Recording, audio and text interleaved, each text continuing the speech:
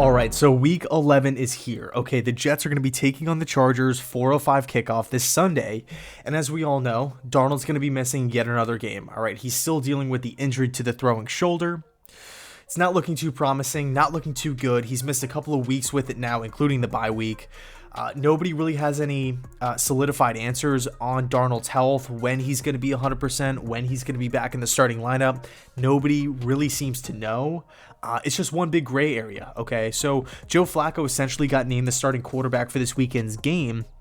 And there was a small subset of Jets fans out there, right? A small subset of Jets Nation that was critical of this announcement, all right? Why?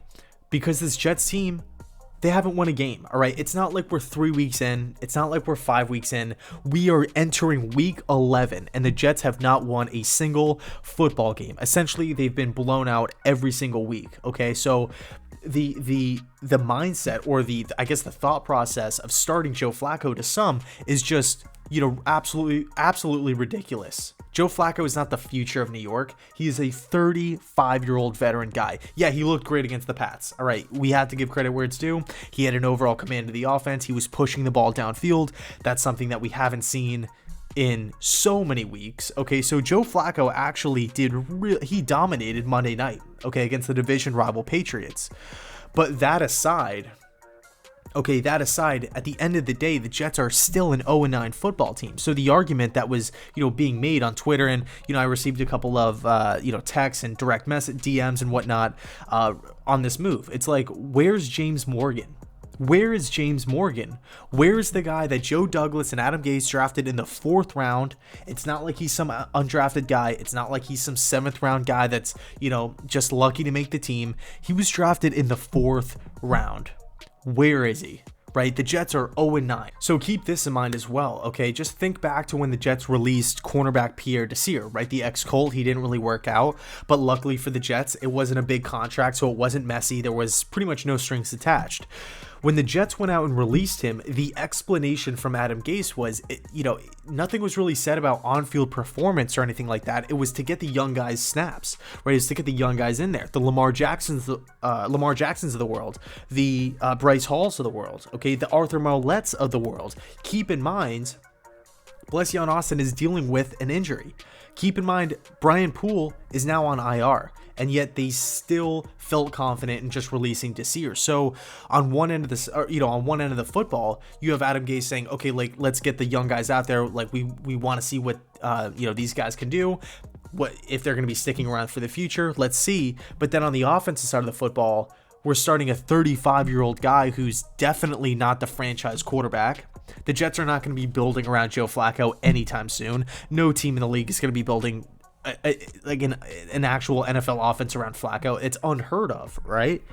Not to mention Frank Gore is also the star, and I love Frank Gore, okay? I'm a huge Frank Gore fan, but at the same time, we drafted LaMichael Pirine. So the Jets are in a perfect spot to be starting these young players, right? The Bryce Halls of the world, the Lamar Jacksons of the world, the Arthur Maulettes, the LaMichael Pirines, the James Morgans of the world need to be out there, okay? And I completely agree with everybody that's saying that, all right? The Jets have nothing to lose, absolutely nothing to lose.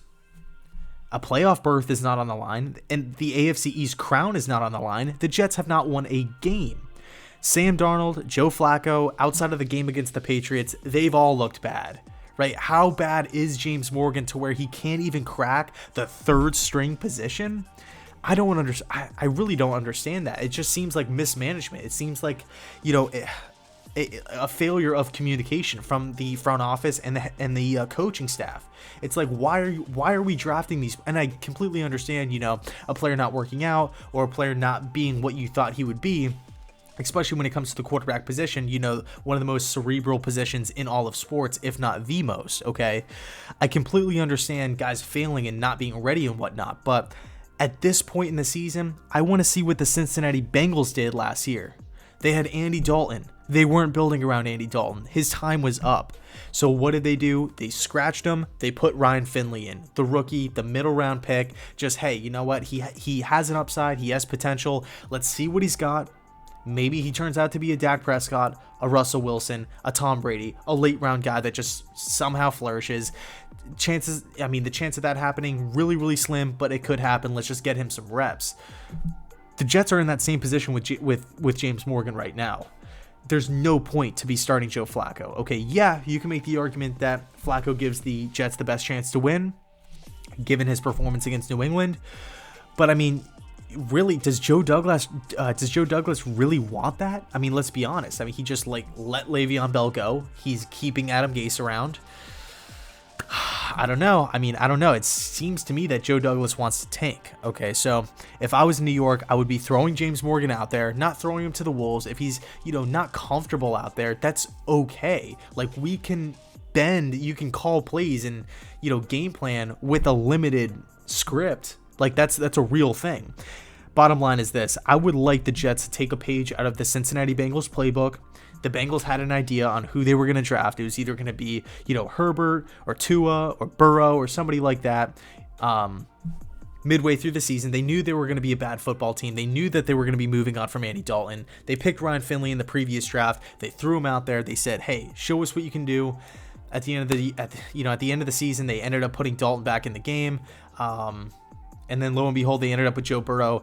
That franchise looks like they have a very, very, very bright future. Okay, and Andy Dalton's with Dallas, and Ryan Finley's on the bench. The Jets have that opportunity. Okay, again, I'm not saying James Morgan is the next Aaron Rodgers here, but I'm just saying I think it's the right idea to get the young guys out there as opposed to playing guys like Flacco, guys like Frank Gore. I love Frank Gore, but I want to see Perine out there. I mean, he's a young draftable guy that the Jets have under contract for 3 more years after this one. All right, we have to see who's worth keeping around. All right, it doesn't make that much sense to just keep these guys on the bench, stash them away, and then by the time they enter next offseason, they're going to be back at square one. Like, oh, okay, like I don't have any on-field experience at all. So I want to see Morgan out there.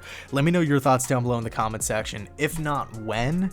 Again, it's week 11 right now. Maybe we throw him in week 14. But I feel like at that point, it's just going to be a moot point, right? It's going to be too late, right? Too little, too late. So I'll leave it there. Let me know your thoughts down below in the comment section. And as always, go Jets.